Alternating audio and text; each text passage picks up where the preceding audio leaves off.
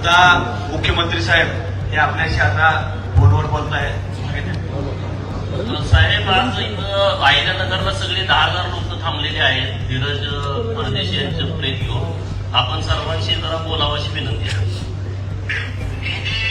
धीरज परदेशींची हत्या झाली आहे ही अतिशय निंदनीय अशा प्रकारची हत्या आहे आणि आम्ही देखील याचा पूर्ण निषेध करतो.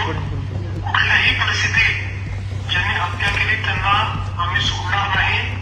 हत्यारांना फाशी झाली पाहिजे या दृष्टीनं ज्या गोष्टीची आवश्यकता आहे मग त्याच्यामध्ये आपल्याला स्पेशल जे वकील आहेत ते वकील आपण त्या ठिकाणी देऊ. जे काही बेस्ट वकील आहेत आपले चांगल्या 3-4 वकिलांची नावं करून आपल्याशी चर्चा करून त्यातला एक वकील आपण विशेष सरकारी वकील म्हणून नेमू आणि हायकोर्टाला विनंती करून ही सगळी केस फास्ट ट्रॅक प्रमाणे कशी चालवता येईल त्याचा देखील आपण करू.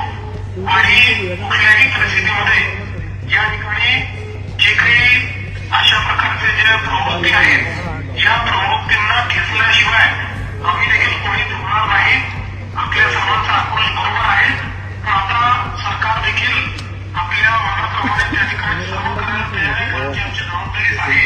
त्यामुळे आपल्या सर्वांना विनंती आहे की आपण आता हे जे काही आंदोलन इथे करायलेलं आहे त्याच्यावर आम्ही सकारात्मक निर्णय करत असल्यामुळे आपण ते परत घ्यावं आणि त्या ठिकाणी जे काही अंतिम क्रिया वगैरे आहेत त्या आपण पूर्णपणे कराव्यात अशी आपल्या सर्वांना विनंती आहे. संग्राम भैया बोलताय साहेब.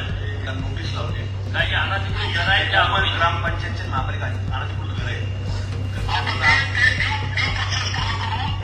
त्याची ड्यू प्रोसेस पूर्ण करून आपण जे अतिक्रमण आहे तेही ड्यू प्रोसेस पूर्ण करून तेही आपण काढू. कॉंग्रॅच्युलेशन वहिनी, बाळ झाल्याबद्दल. पण मी ऐकलंय डिलिव्हरी फार क्रिटिकल होती. आता ठीक आहे ना सगळं? अगं होता थोडा प्रॉब्लेम पण स्त्रियांच्या आरोग्याची संपूर्ण काळजी घेणारं मातृसेवा होतं ना साथीला. सगळं सुरळीत झालं. किशोर वयापासून ते रजोनिवृत्तीपर्यंत स्त्रीच्या आरोग्याची संपूर्ण काळजी घेणारं अहमदनगरमधील पहिलं स्त्री रुग्णालय Matruseva women's hospital obstetric ICU. किशोरवयीन आणि विवाहपूर्व समुपदेशन, गरोदर माता तपासणी आणि प्रसूती, पहिल्या सिझेरियन नंतर नॉर्मल डिलिव्हरीची सोय. मातृसेवा विमेन्स हॉस्पिटल, सक्कर चौक, नवीन टिळक रोड, अहमदनगर. फोन 9850 20 0017.